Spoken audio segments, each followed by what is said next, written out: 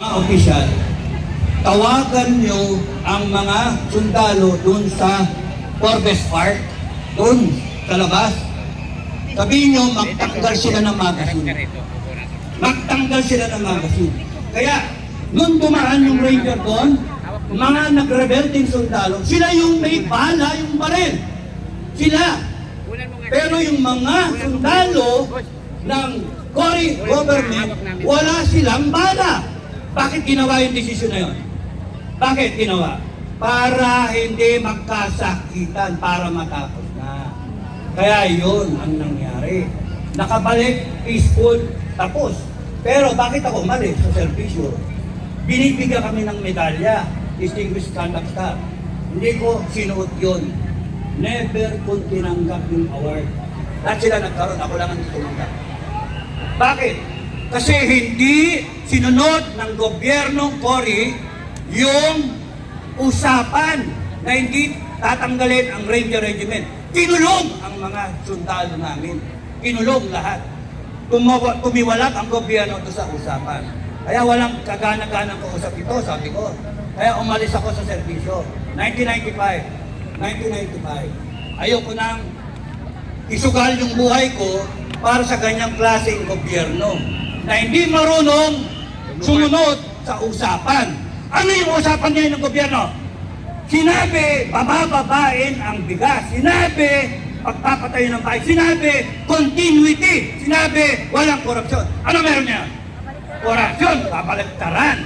Kaya ako, nalabas utang ina ninyo, binuhay nyo ko Nananahimik ako sa lungga ko. No? Nag-aalaga lang ako na aso, dapat pinaliliguan ko yung aso ko ngayon. Pero bakit? Kasi binastos nyo ang taong bayan. Yun ang dahilan. Ngayon, yun ang dahilan. Ngayon, ayokong mangyari yung ginawa sa KOJC. Ayokong mangyari. Ayokong mangyari yung inupakan ng taong bayan. Makinig kayo, mga PNP. Makinig kayo. Ayokong mangyari, mga AFP, makinig kayo. Ayokong mangyari yung ginawa ng mga institusyon sa mga Pilipino. Huwag niyong gagamitin yung batas laban sa mga taong bayan. Makinig kayo kasi galit ako. Galit ako. Ngayon, ayaw ko na isa dito masaktan. Ayoko. May isang Pilipino rito masaktan. Tandaan nyo, ilagay nyo sa utak nyo. Ang sino man masaktan sa inyo, tawagan nyo kami ni Bukay. General Metran. Tawagan nyo kami.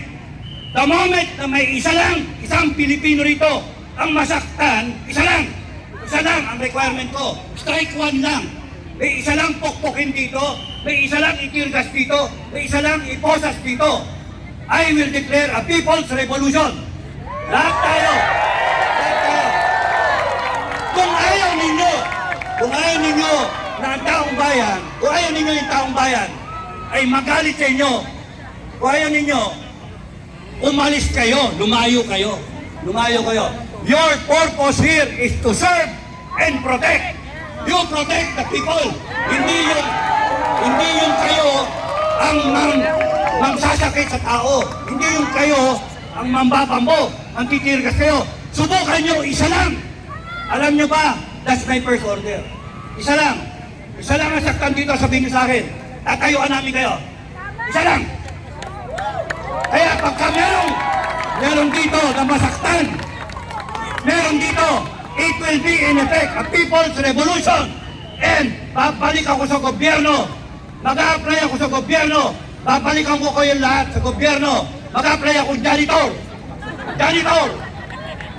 Sino yung mga janitor ko? Mga janitor, taas sa kamay.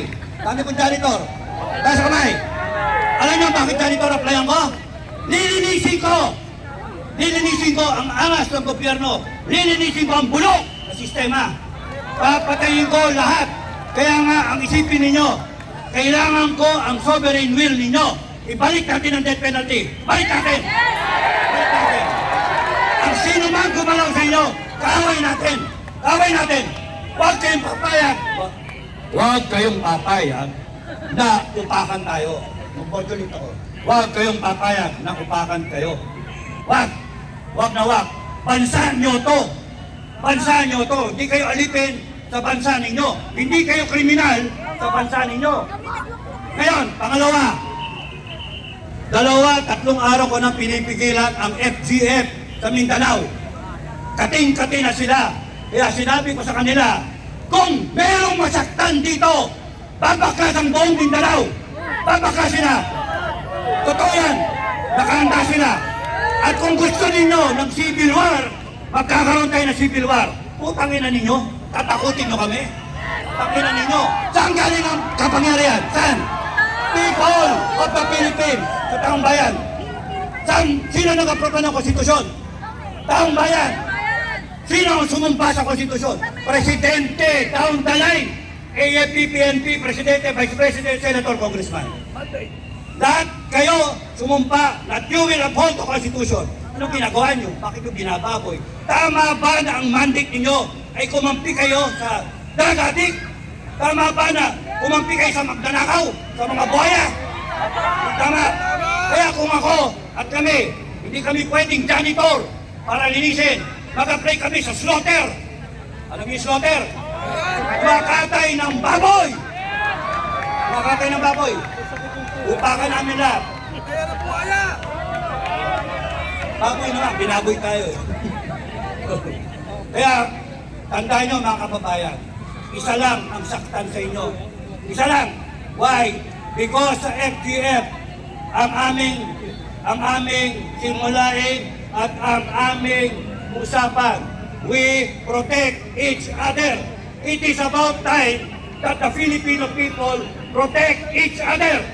We protect ourselves from tyrants, from magnanakaw, mga droga na yan, mga buhaya, at kung kayo, AFP at PNP, magpapagamit kayo sa mali na katwiran at gagamitin yung batas laban sa amin na kami naman ang gusto namin ipatupad yung batas na yan.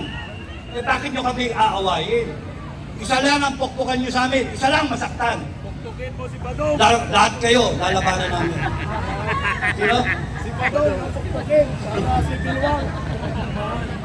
Kawawa naman ka, Badong.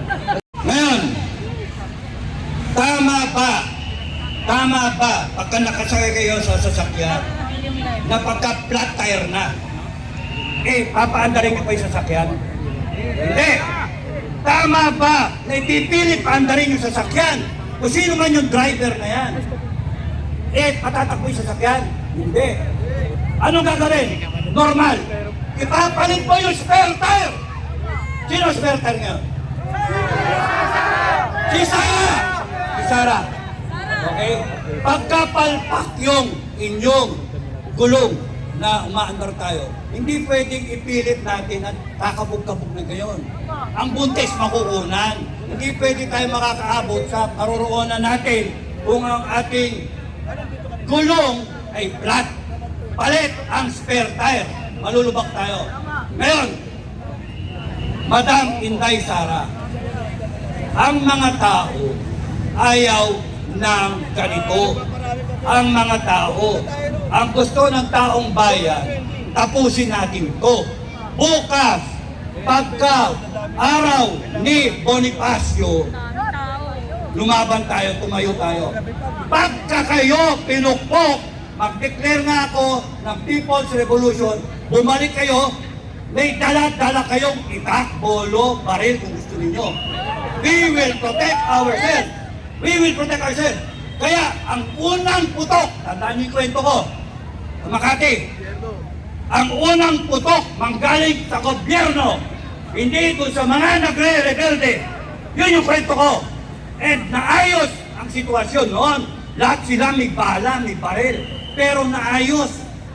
Kasi yung gobyerno nag-isip, si Enrile, General Enrile, tanggalin yung baril, tanggalin yung magasin ng baril. Kaya kayo na matino sa gobyerno, mag-isip kayo. Tanggalin ninyo yung bala ninyo. Tanggalin nyo yung isip ninyo na uutusan ninyo na sasaktan ng taong bayan. Kami mga Pilipino, tatayuan namin kayo.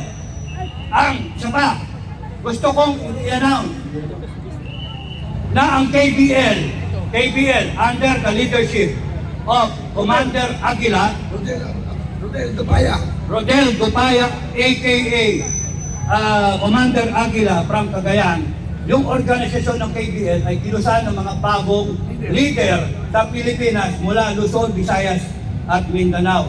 They are 20 million. And sinabi sa akin, sabihin sa inyo, natidinig mo ito, Governor!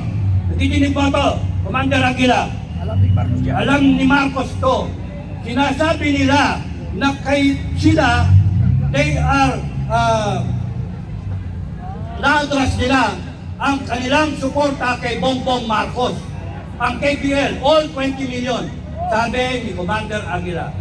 So, suporta sila sa FGF, Filipino Guerrilla Forces. Suporta sila sa paninindigan namin. Kaya huwag kayong matatakot. Pag kami nangyari sa inyo, I declare a People's Revolution. Bumalik kayo dito, mag-armas kayo. Bumalik kayo, may kutsilyo, itak, pambok, tubo.